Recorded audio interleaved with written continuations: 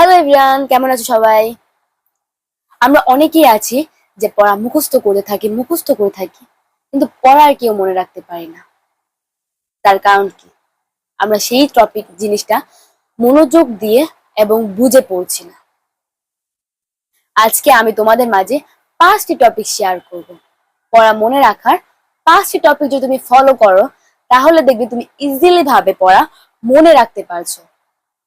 তাহলে চলো শুরু করা যাক।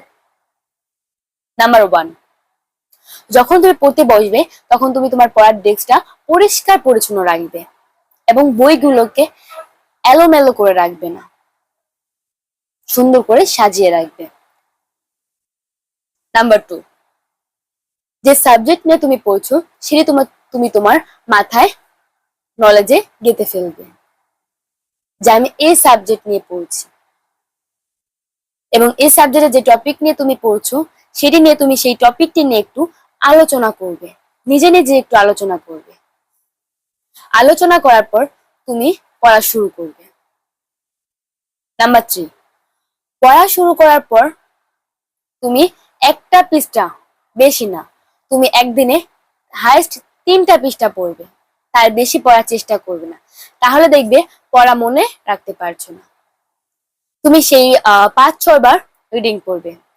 রিডিং পড়ার পর তুমি সেখান থেকে মেন টপিক গুলো পাবে, সেই মেন টপিক গুলো একটা খাতায় নোট করে ফেলবে এবং নোট করার পর সেই মেন টপিক গুলো তুমি মুখস্থ করে ফেলবে। মুখস্থ করার পর বাকি যেই টপিক গুলো তোমার রয়ে গেছে সেগুলো তুমি একটু ভালোভাবে পড়ে নেবে এবং বুঝে নেবে। নাম্বার 5, আপনি একটা সাবজেক্টের উপর 1 ঘন্টা সময় দেবেন না। আমরা অনেকেই আছি একটা সাবজেক্টের উপর 1 ঘন্টা সময় দেই, 2 ঘন্টা সময় দেই, 1.5 ঘন্টা সময় দেই। এত সময় আমরা ব্যয় করব না।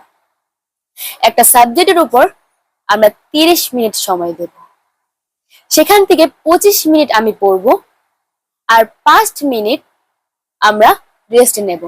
আবার 30 মিনিট সময় নেব, 25 মিনিট পড়বো, 5 মিনিট রেস্ট নেব। এভাবেই চালিয়ে যাব।